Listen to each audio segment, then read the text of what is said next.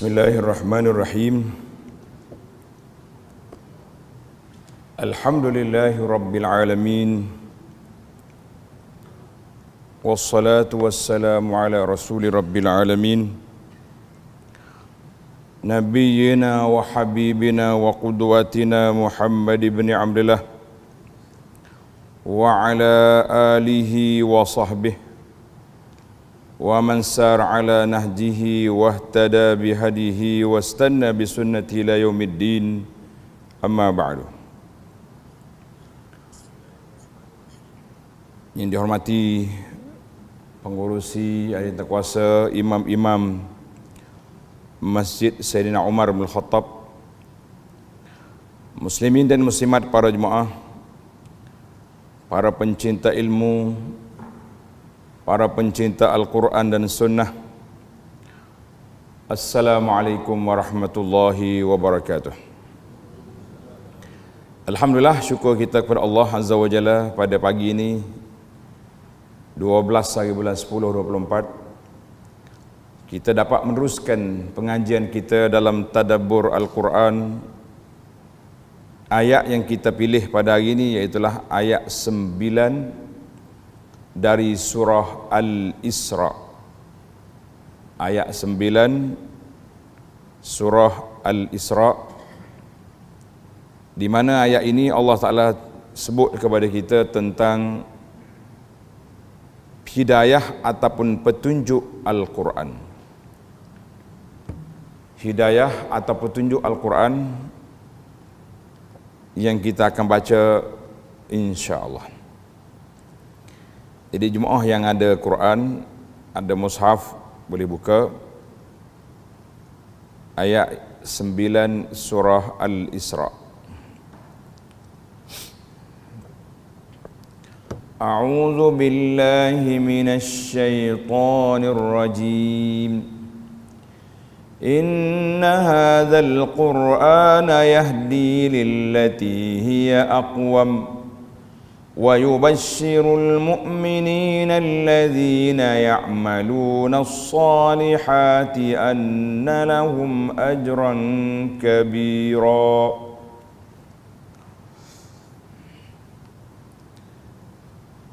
إِنَّ هَذَا الْقُرْآنَ يَهْدِي لِلَّتِي هِيَ أَقْوَمُ. Sesungguhnya Al-Quran ini menjadi petunjuk, pembimbing ke jalan yang lurus. Wa yubashshirul mu'minin, dan memberi khabar gembira kepada orang yang beriman.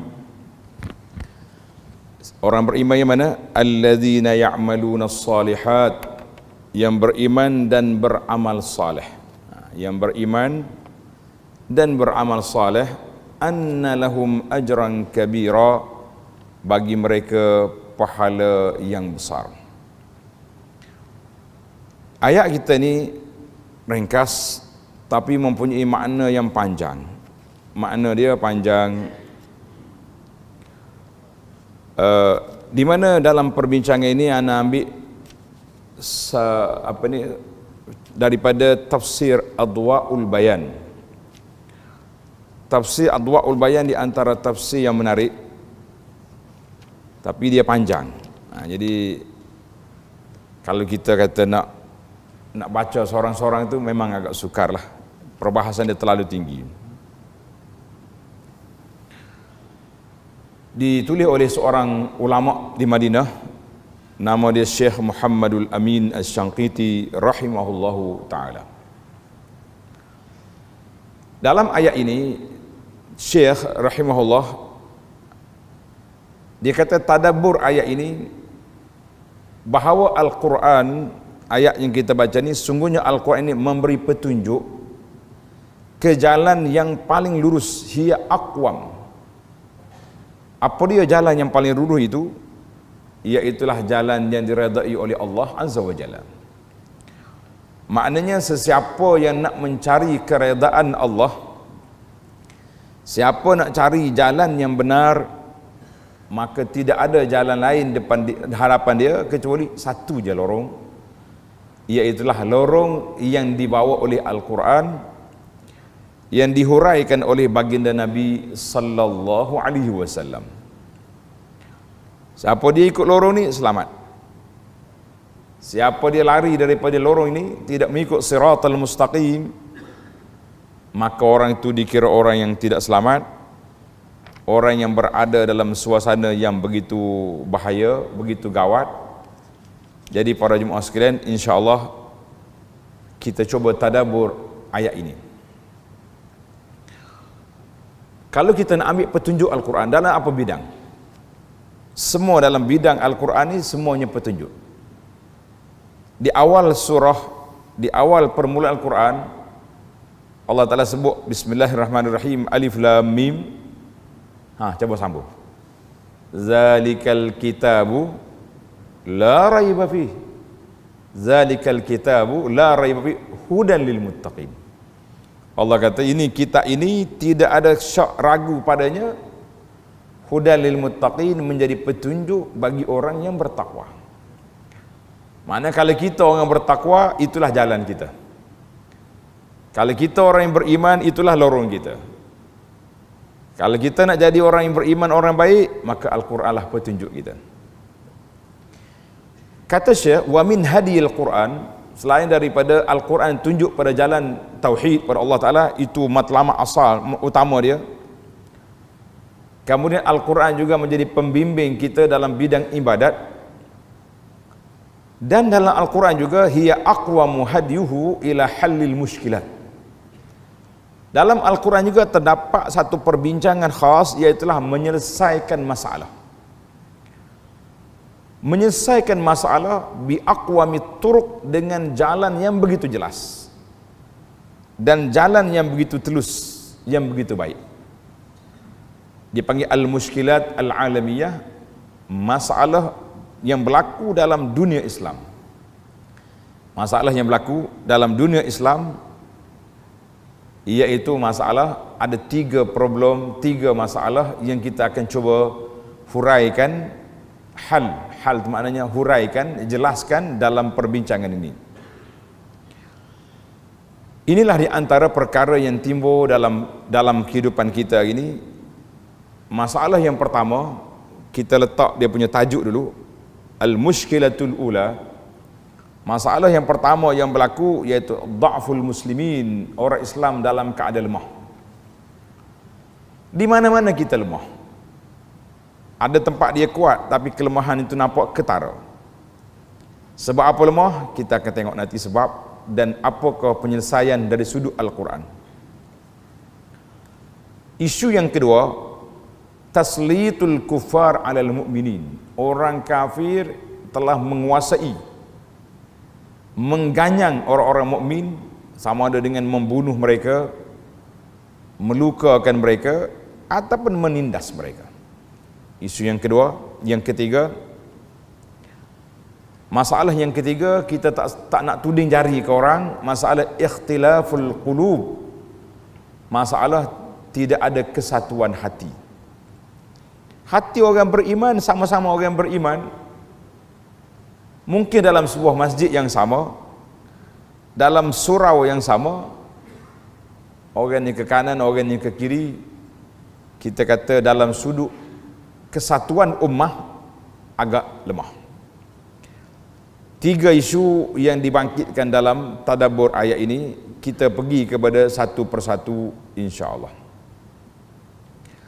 Maka al-mushkilatul ula, isu yang pertama yang berlaku pada umat Islam ini, iaitulah dha'ful muslimin. Lemahnya orang Islam itu duduk di mana-mana dalam dunia ini, fil adadi wal uddati. Bilangan kita pun sedikit, dan senjata kelengkapan juga tidak kuat. Mana kalau kita banding senjata yang dimiliki, nak banding dengan senjata yang ada, ana alhamdulillah, jazakallahu khairah kepada al-fadhil imam kita tadi. Ayat ni baca ada kaitan apa yang kita belajar hari ni. Wa aidu lahum mastata'tum min quwwatin. Allah Taala sebut, siapkan kekuatan kamu. Min ribatil khail. Ini wa aidu lahum mastata'tum min quwwatin wa min ribatil khair turhibuna bihi aduwallah. Mu kena siap persiapan kelengkapan tentera dengan alat-alat senjatanya, dengan alat kelengkapannya, turhibu nabihi aduwallah, yang boleh menakutkan musuh Allah Ta'ala. Jadi ayat ini ada kaitan. Kalau kita nak tengok bilangan umat Islam di seluruh dunia, tuan-tuan boleh cek tengok berapa bilangan. Dan negara kita Malaysia di antara negara yang kita kena syukur banyak, alhamdulillah, bilangan orang Islam masih ramai. Nak banding dengan bukan Islam, non-Muslim. Tak kira lagi Islam yang betul-betul yang berpegang dengan Al-Quran, dengan Sunnah, yang beramal dengan Quran, yang jaga solat, itu peratus lain. Peratus bilangan orang saja. Tapi kalau kita pergi negara jiran sebelah, tak usah kira. Indonesia ramai lagi, alhamdulillah. Tapi kalau pergi ke Thailand, berapa bilangan Islam? Sangat sedikit. Di selatan Thai, alhamdulillah ramai lagi. Sebelah atas apa yang ada? Itu dari sudut bilangan. Dari sudut kekuatan, kita juga nampak lemah. Cuma umat Islam ni ada satu kekuatan yang kita tak boleh lupa, yang kita terlupa dengan dia. Kita tak boleh lupa tapi sudah terlupa, iaitulah quwwatul iman, kekuatan keimanan kepada Allah Ta'ala, dan at-tawakkulu alaihi, dan kekuatan tawakal kita kepada Allah Azza wa Jalla. Tak ada orang yang betul-betul beriman dan kuat tawakal kecuali orang yang benar-benar tawajuh menghadapkan diri dia kepada Allah Azza wa Jalla.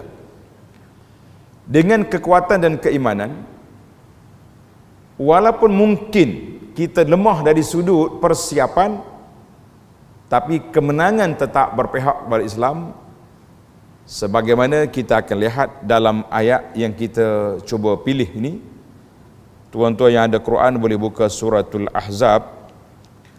Dalam suratul Ahzab ayat 9, dalam suratul Ahzab ayat 10 dan ayat 11. Coba tengok ayat. Di mana dalam peperangan Ahzab, tuan-tuan kena ingat sejarah peperangan Ahzab ni. Kalau pergi Madinah, biasa kita akan pergi ke Masjid 7. Ingat tak? Kalau pergi Madinah, pergi Masjid 7. Kau tak ingat dah mana Masjid 7? Dia kata Masjid 7 tu dia panggil Masjid Khandaq. Jadi peperangan Ahzab ni ada dua nama. Satu nama Ahzab. Kenapa nama Ahzab? Sebab tentera yang dipimpin oleh Abu Sufyan, Quraisy, dan tentera kafir-kafir yang ada di sekitar Madinah, Ghatafan dan geng-geng dia. Dan yang agak berat juga, Yahudi yang ada perjanjian damai dengan Islam, belot. Dia panggil Yahudi Bani Quraizah. Makna kepungan dahsyat. Kepungan dahsyat. Jadi kita nak cerita tentang Ahzab panjang hari ni. Cuma saya sebut cerita sejarah saja. Ada sebuah buku yang saya usahakan, nama dia Madinah Munawwarah, Kelebihan dan Sejarah. Biasa orang pergi Madinah dia bawa buku ni dia baca. Ada cerita sejarah tentang Al-Ahzab dan peperangan yang berlaku di Madinah. Jadi dalam peperangan Ahzab, kira-kira jumlah segala jenis kafir Al-Ahzab, kumpulan gabungan ini, lebih daripada 10,000 tentera. 10,000 ni bukan sedikit. Baginda Nabi SAW telah mengumpulkan tentera Islam hanya dapat 3,000 saja. 3 lawan 10. Kenapa nama Khandaq? Oleh kerana agak bilangan yang begitu gawat, sukar untuk kita pertahankan. Kalau berdepan, maka satu strategi yang dibuat berdasarkan kepada nasihat daripada Salman Al-Farisi radhiyallahu anhu. Dia kata, kami di negeri Parsi, kalau kami tak mampu nak lawan, khandaqna, kita buat parit. Maka Nabi SAW mengarahkan para sahabat gali parit. Jadi dua nama peperangan ini, satu dia panggil Khandaq, satu lagi Ahzab. Dua nama kepada satu peperangan. Baik. Bila orang kafir mari, Tengok ayat Al-Quran itu Allah Ta'ala sebut, ya ayyuhalladzina amanu zkuru ni'matallahi alaikum izja'atkum junudun fa'arsalna alaihim rihan wa junudan lam taruha. Wahai orang yang beriman, ingatlah nikmat Allah Ta'ala ke atas kamu.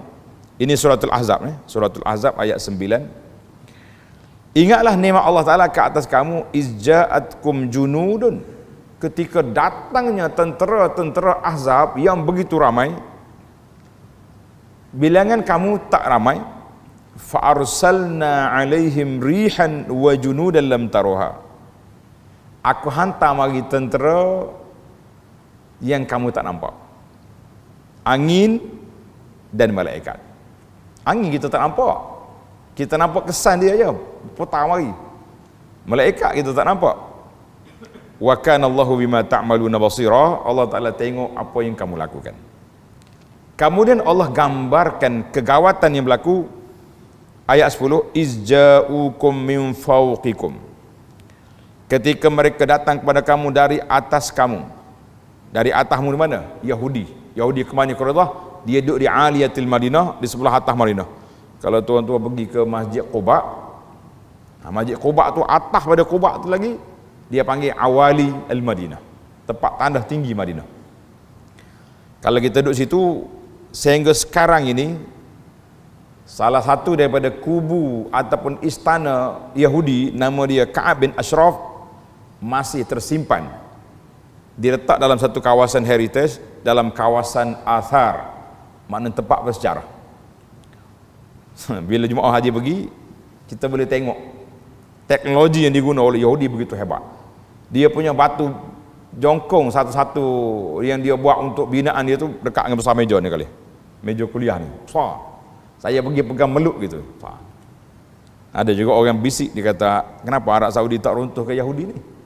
Nah, ada setengah tempat sejarah diruntuhkan. Kita kata tak ada keperluan nak runtuh.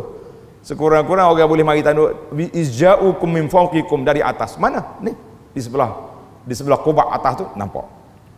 Insya-Allah kalau tuan-tuan berasa berminat nak tengok, mari kita pergi. Dia apa?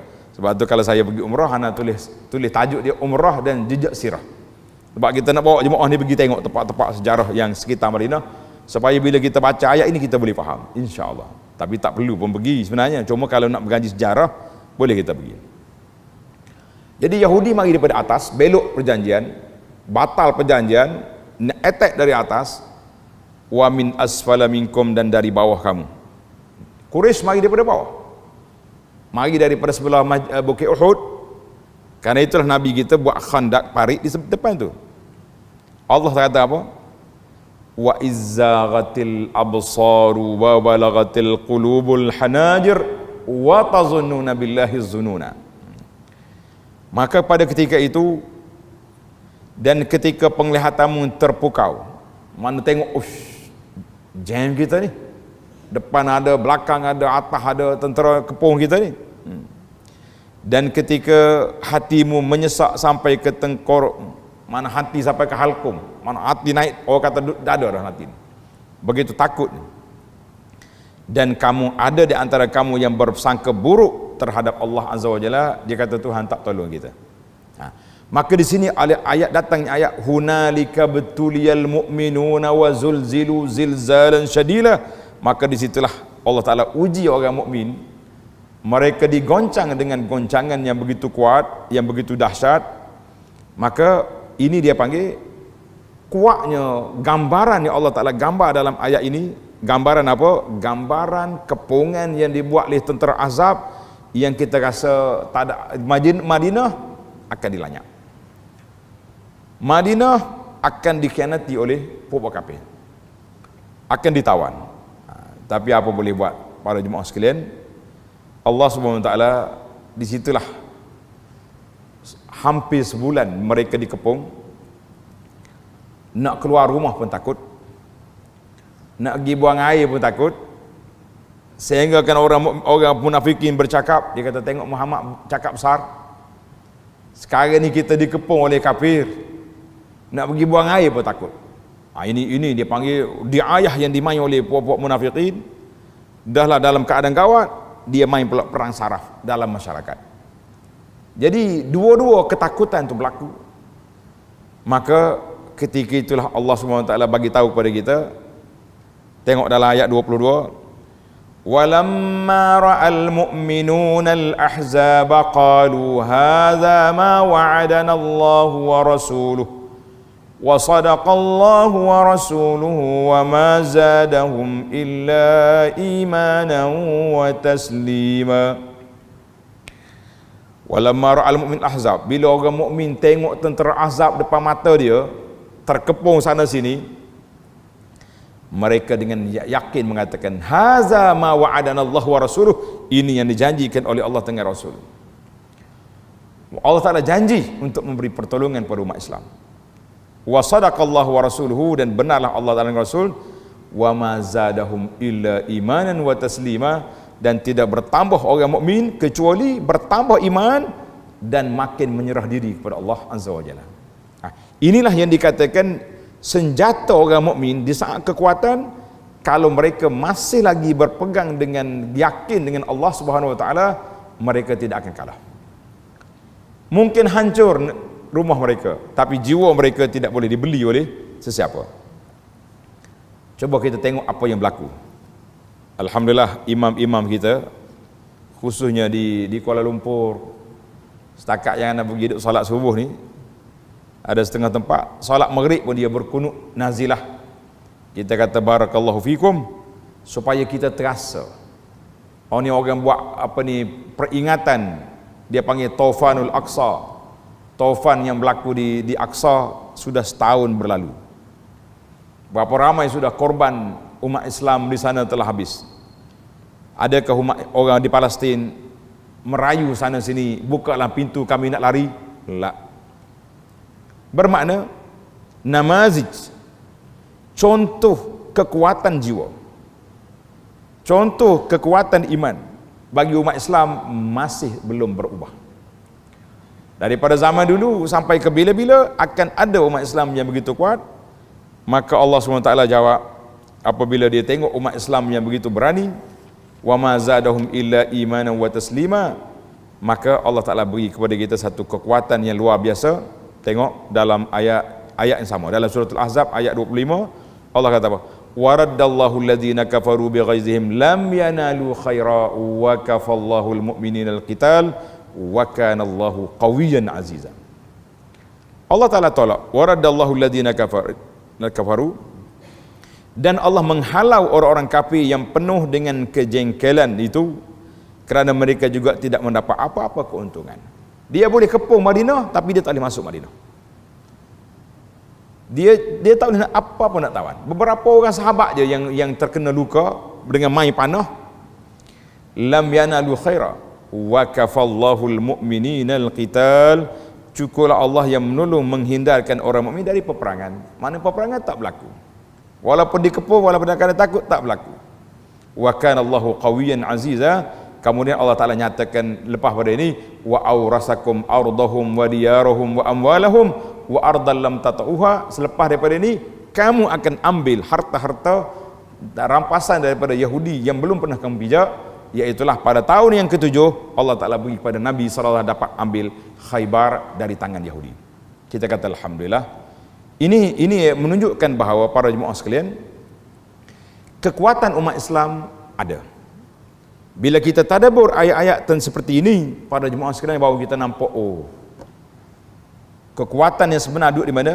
Duduk di kekuatan keimanan kepada Allah Azza wa Jalla, kekuatan keyakinan kepada Allah Azza wa Jalla, di samping kekuatan yang tak boleh kita lupa, wa aidu lahum mastata'tum min quwwatin wa min ribatil khayli turhibuna bihi aduwallahi wa aduwakum. Jadi Allah Ta'ala sebut pada kita dua perkara, keimanan dan juga persiapan. Yang kata kita orang beriman ni pada kata ada senjata begitu. Jangan. Tak boleh buat, tidak boleh macam tu. Walaupun itu di antara yang ada pada kita, tapi tak boleh kita semata-mata bergantung kepada pertolongan tanpa usaha, itu bukan. Sebab itulah dalam hadis Nabi kata aqilha wa tawakkal. Ikat dulu unta baru tawakal. Mana buat dulu senjata baru kita tawakal kepada Allah Azza wa Jalla. Kita kata alhamdulillah.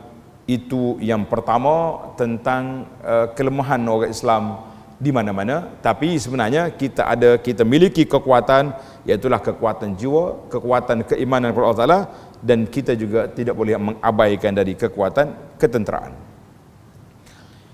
Isu yang kedua, inna hadzal Quran yahdi lati huwa aqwam, iaitu apabila negara umat Islam dikuasai oleh orang kafir, dia panggil taslitul kufar alal mu'minin. Orang kafir telah mengganyang negara umat Islam, sama ada dia bunuh sewenang-wenangnya ataupun bom sana sini. Kita ni orang benar, sepatutnya orang yang benar dapat pertolongan Allah terus, tak ada luka, tak ada sakit, kalau kita fikir macam tu. Tetapi dalam sejarah tidak berlaku sedemikian. Coba kita tengok, dalam sejarah tidak berlaku sedemikian.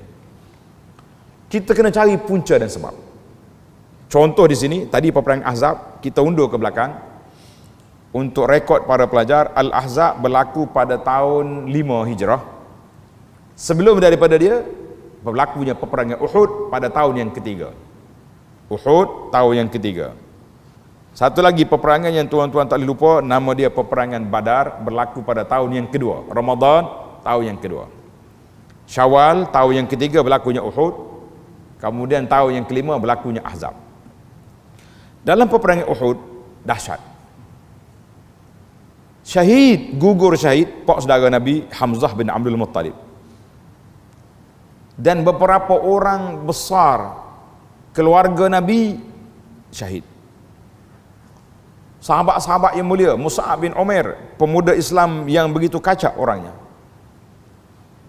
hebat, pendakwah yang terawal sampai ke Madinah, syahid. Bahkan mustila, mayat-mayat para sahabat ada yang dipotong-potong, yang dicincang, begitu dahsyat. Baginda Nabi sallallahu alaihi wasallam berdarah muka, patah gigi, dan apa yang tak keluar daripada mulut Nabi sallallahu alaihi wasallam. Nabi kita bersabda, lan yufliha qaumun syajja ra'sa nabihim. Nabi mengatakan tidak mulia mana-mana kaum yang telah melukai muka Nabi dia sendiri. Itu menunjukkan dahsyat. Ada sebahagian orang mukmin bercakap, kaifa yanalu minal musyrikun, kita dalam keadaan benar, nahnu alal haq, tapi kenapa orang kafir boleh ganyang kita? Kita dalam keadaan benar, kenapa orang kafir boleh kacau kita? Menarik juga soalan dia. Soalan dia menarik. Kenapa boleh kacau kita orang benar? Maka Allah Ta'ala jawab. Tanda tuan-tuan, jawapan ini dalam surah Ali Imran. Dalam surah Ali Imran ayat 165. Ali Imran ayat 165. Allah Ta'ala sebut, awalamma asabatkum musibatun qad asabtum mislaiha qultum anna hadha qul huwa min indi anfusikum. Ingatlah ketika datangnya bala musibah menimpa kamu, kamu akan keluar perkataan anna hadha, kenapa ini? Kenapa ini terjadi? Kita orang baik, kita orang beriman, kita orang soleh, kenapa jadi perkara ini? Maka Allah Ta'ala jawab, qul huwa min indi anfusikum, punca mari daripada kamu sendiri. Punca mari daripada kamu. Apa dia punca mari daripada kamu? Tuan-tuan para jemaah sekalian, kita kena ingat, sewaktu Nabi nak keluar dari Madinah bersama dengan Rasulullah sallallahu alaihi wasallam, ada 1000 tentera. 1000 tentera Islam. Bukannya sikit. Sampai di satu dekat dengan Uhud, nama dia Ajimmatis Syaikhaini, Nabi kita berhenti cek tentera. Ni siapa ni muka tak kenal ni? Dia kata kami bukan Islam, tapi bersimpati nak pergi jaga Madinah. Nabi kata balik, kami tak minta tolong kafir untuk mengalahkan kafir. Irja, balik. Mu nak ikut kami, Islam. Dia mudah jadi Islam masa tu. Islam kat Islam lah. Tak payah pergi daftar mana-mana. Senang. Bila kafir balik, si munafik yang buat perancangan bawa orang bukan Islam ni supaya menjadi duri dalam daging, kecewa. Tak apa, dia kata kita balik juga. Kawan kita dah balik, kita balik juga. Mari datang minta izin dengan Nabi SAW.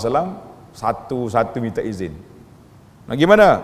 Balik isteri nak bersalin, unta sakit perut, macam-macam lah alasan-alasan yang tak logik lah. Orang panggil alasan bodoh je. Nabi kata lepas. Bila Sayyidina Umar tengok, dia kata, ya Rasulullah, kita nak pergi perang ni, lari balik ramai ni. Rasulullah kata, Umar, yang lari balik tu munafik, bukan betul-betul beriman. Biar dia pergi. Kalau kita bawa buat nyusah ya, dia buat sakit hati, buat masalah. Kemudian bila sampai di Uhud, tentera hanya tinggal 700 orang, 600 lebih. Maka Nabi SAW telah letak sahabat-sahabat dia di sekitar Bukit Uhud. 50 orang diletak di atas Jabal Rumah. Bukan rumah. Orang ngaji bahasa Arab kata rumah, maknanya Jabal, bukit tentera pemanah depan Bukit Uhud tu. Bukit kecil tu kan, yang kita duduk selalu naik atas tu. Atas tu ramai orang naik, atas Bukit Uhud jarang orang naik. Alhamdulillah saya naik sampai atas puncak bukit. Siapa nak naik mari. Mana kau? Juga nak naik. Tinggi juga, setengah kilometer naik tinggi. Baik. Nabi kata apa? Tentera pemanah, la tabrahu hazal makan. Mu jangan tinggal tempat ini walau apa terjadi. Kalau kamu tengok burung-burung turun makan yang kat bawah ni sebab mati habis dah orang bukan Islam ni, kafir mati, mu jangan turun. Tapi apa boleh buat? Di peringkat awal kemenangan Islam sudah berlaku, sudah nampak orang kafir sudah mula bergelimpangan mati di bawah. Tentera pemanah ada yang tergoda dengan godaan ni, kita turun sekejap je, pergi ambil barang-barang naik balik. Tengok dia punya cara, kita sekejap kemudian kita naik balik. Itu apa dia kata. Bila dia turun, Khalid bin Walid yang belum Islam attack di belakang, ketika itulah tentera Islam pecah. Karena itu Allah jawab, huwa min indi anfusikum, puncanya kamu. Kenapa orang kafir boleh menguasai kita? Punca daripada kita sendiri, iaitulah kita tidak ada kesatuan, tak dengar kata Nabi SAW, kita tidak ikut arahan, dan berbagai lagi perkara yang menyebabkan kamu yang mencari masalah, bukan masalah itu mari daripada luar. Min indi anfusikum. Karena itulah Allah telah sebut dalam ayat 152, walaqad sadaqakumullahu wa'dahu istahussunahu biizni. Allah telah ada tolong dah peringkat awal. Pagi kamu dah menang. Hatta iza fashiltum wa tanaza'tum fil amri wa asaitum min ba'di ma arakum ma tuhibbun. Tengok. Kamu gagal, kamu berkelahi, tak ikut arahan, setelah kamu tengok kemenangan depan mata. Minkum man yuridu dunya wa minkum man yuridul akhirah. Ada di kalangan kamu nak dunia, turun, pergi ambil barang-barang. Ada yang kata kita kekal di sini, yang kekal semua mati. Dibunuh oleh tentera Khalid dan lain-lain. Itulah ujian Allah SWT kepada kita. Maka di sini para jemaah sekalian, kata di para ulama, asludda man arafa asladda arafad dawa. Siapa dia tahu punca kelemahan kita, maka dia akan cari ubat penawar. Jadi penawar kitanya balik semula kepada dengar kata Allah, dengan kata Rasul, insya-Allah kekuatan umat Islam kembali sebagaimana yang terawal. Baiklah, secara ringkasnya kita ambil yang ketiga. Punca yang ketiga berlaku juga kelemahan apabila kita jauh daripada hadiul Quran, iaitu ikhtilaful qulub, hati umat Islam ini tidak bersatu. Inilah di antara punca besar sebahagian daripada negara umat Islam yang besar-besar dulunya akhir sekali menjadi duailat. Kalau kita belajar dalam kitab sirah, dia panggil duailat. Negara besar macam duduk di Andalus, macam negara yang duduk di mana-mana di sebelah timur dan barat di bawah kuasa Islam, asalnya kuat. Tapi bila sudah berpecah, dia jadi duailat. Jadi ini negara kecil, akhir sekali diganyang oleh puak kafir, tentera-tentera Salibiyah. Setelah berapa ratus tahun umat Islam menguasai negara Spanyol di Andalus, akhir sekali sekarang ni orang pakak pergi ke sana untuk ambil gambar, berselfie di hadapan bangunan-bangunan masjid yang telah bertukar menjadi gereja, wal iyaz billah. Punca daripada mana? Punca daripada dalam suratul Anfal ayat 46 Allah Ta'ala sebut wala tanaza'u fatafshalu wa tazhaba rihukum, mu jangan berpecah, kamu akan gagal dan hilang kekuatan kamu. Jadi begitulah yang kita lihat sekarang dalam dunia umat Islam yang kita ada hari ini, iaitulah tentang di mana-mana saja akan berlakunya kekuatan, berlakunya perpecahan di kalangan umat. Kesatuan ada dalam negara Islam, OIC ada, Rabitatul Alamul Islami ada, tapi sudah setahun berlaku Taufanul Aqsa, berapa banyak ketenteraan yang bangkit untuk membantu umat Islam di sana. Kita kata kita hanya boleh baca berita, tapi kita tidak nampak apa penyelesaian yang berlaku. Jadi alhamdulillah para jemaah sekalian, mudah-mudahan dengan doa kita, setiap hari kita berdoa, setiap Jumaat didoakan, setiap kali solat kita teringat pada sahabat kita di Palestin, di mana saja berada atas dunia ni, kita doakan, mudah-mudahan kita termasuk orang yang punya saham, yang mempunyai jiwa yang mantap, yang masih lagi ada persamaan apa dia, iaitulah kita bersama dengan umat Islam di mana-mana saja, walaupun jiwa terpisah, walaupun body terpisah, tapi jiwa kita masih lagi bersama. Dalam suratul Hasyri, dan suratul Hasyri ini surah yang menceritakan tentang Yahudi di Madinah. Allah Ta'ala nyatakan di sini, sebenarnya kita nampak orang kafir itu macam gah kuat, tetapi sebenarnya mereka tidak kuat. Dalam ayat Quran suratul Hasyri ayat 14 Allah kata apa? Tahsabuhum jami'an wa qulubuhum syatta. Mau ingat puak dia ni bersatu, tapi sebenarnya hati dia berpecah. Mungkin tuan-tuan ada ikut pengajian kita pagi-pagi, yang kita sekarang ini berada dalam di surah apa ni? Surah Al-Maidah. Dalam surah Al-Maidah yang kita belajar baru 2 hari lepas. Allah Ta'ala sebut di antara perkara yang berlaku kepada puak kafir ini, iaitulah berlakunya perbalahan sama-sama dia. Dalam ayat 64 surah Al-Maidah, Allah Ta'ala sebut wa alqaina bainahumul adawata wal baghdha'a ila yaumil qiyamah. Puak kafir ni Allah Ta'ala letak dalam hati dia perbalahan sama-sama dia sendiri, permusuhan sama-sama dia. Kullama awqadu nara lil harbi atfa Allah. Bila dia bersatu buat dia nak serang umat Islam, Allah Ta'ala padamkan tentera, dan akhir sekali mereka berkelahi sama-sama dia. Sebab itulah kita umat Islam, kita tak boleh belajar daripada apa yang berlaku kepada orang lain. Tahsabuhum jami'an, kamu nampak mereka kuat, tapi wa qulubuhum syatta, tapi sebenarnya hati mereka tidak bersatu. Zalika bi annahum qaumul la yaqilun. Allah kata sebab mereka sebenarnya kaum yang tidak berakal. Jadi lemahnya akal kita ni sebab apa? Mari daripada mana? Apabila kita jauh daripada petunjuk Al-Quran dan juga daripada petunjuk baginda Nabi sallallahu alaihi wasallam. Karena itulah para jemaah sekalian, alhamdulillah, di antara petunjuk Al-Quran yang Allah Ta'ala ajar kepada kita, yang pertama sekali hudan lil muttaqin, menjadi petunjuk bagi orang yang bertakwa, iaitulah dalam beberapa ayat, beberapa isu yang kita bangkit 3 perkara ini. Perkara yang paling besar sekali dia panggil wahdatul ummah, kembalikan kesatuan ummah. Wal takum minkum ummatun yad'una ilal khair. Hendaklah ada di antara kamu orang yang menyeru ke jalan kebaikan. Apa dia kita ajak orang? Ta'muruna bil ma'ruf, ajak perkara yang baik, wa tanhauna 'anil munkar, dan tinggalkan perkara yang tidak baik. Jadi punca yang berlaku pada kita hari ini, apabila tidak ada lagi di kalangan umat Islam at-tanasuh, di antara kita tak ada lagi nasihat menasihati. Tengok apa yang tak kena, bukan nak tegur, semuanya pakat mengecam. Tengok apa yang tak baik, bukannya nak nasihat, tapi semuanya pakat ditularkan. Sekarang ni tak ada masalah apa-apa. Dipanggil zaman globalisasi ni zaman normalisasi. Ini bahaya ni. Benda maksiat dah tak ada maksiat. Tengok orang tak solat, alah, orang sekarang kita tak katalah orang lain.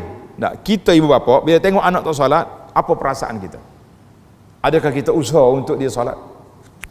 Adakah kita usaha untuk sedarkan dia? Atas sekadar mengeluh ya, budak-budak zaman sekarang ni. ajak pergi masjid tak nak. Tengok anak-anak perempuan kita tak tahu aurat. Budak-budak zaman sekarang ni model dia dah begitu. Mana tak ada rasa. Tak ada perasaan. Tengok apa saja pun maksiat yang berlaku mungkar, kita tak rasa kita bertanggungjawab di hadapan Allah Azza wa Jalla. Maka para jemaah sekalian, inna hadzal Qur'an yahdi lati huwa aqwam. Jadi di antara petunjuk Al-Quran, kembalikan kesatuan ummah. InsyaAllah Allah Ta'ala kembalikan kekuatan kepada umat ini biiznillahi Azza wa Jalla.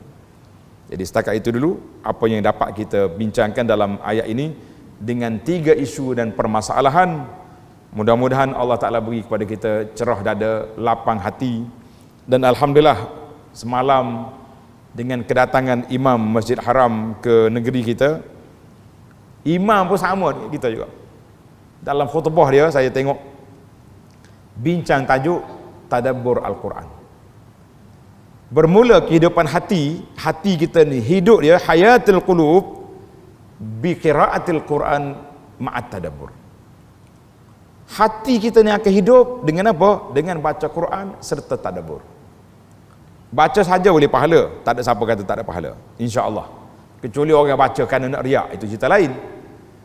Tetapi yang tinggi darjat, tinggi nilai dia, yang orang panggil yang menjadi maghza, isu yang besar, memberi kesan kepada jiwa dan hati apabila kita baca Quran dengan tadabbur.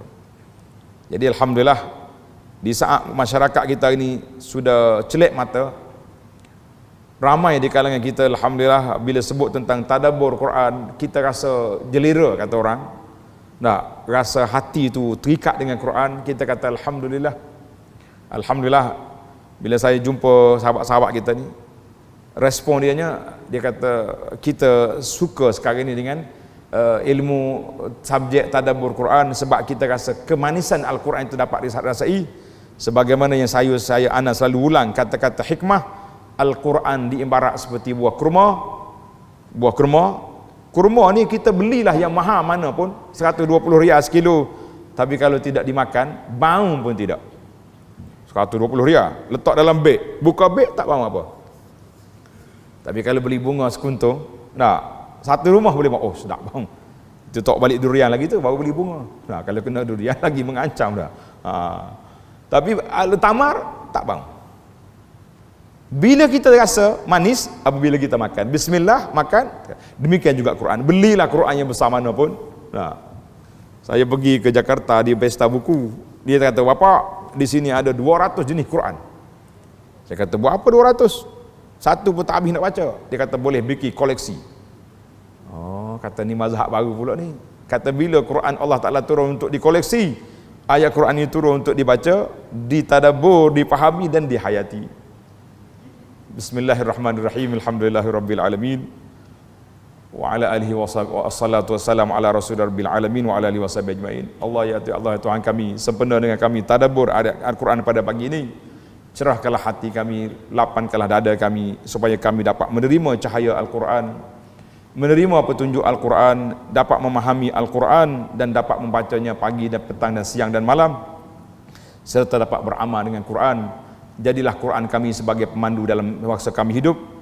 Quran menjadi teman-teman kami dalam kubur. Quran yang memandu kami ke syurga yang diimpikan ya Rabbal Alamin.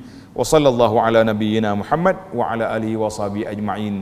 Walhamdulillahi Rabbil Alamin. Wassalamualaikum warahmatullahi wabarakatuh.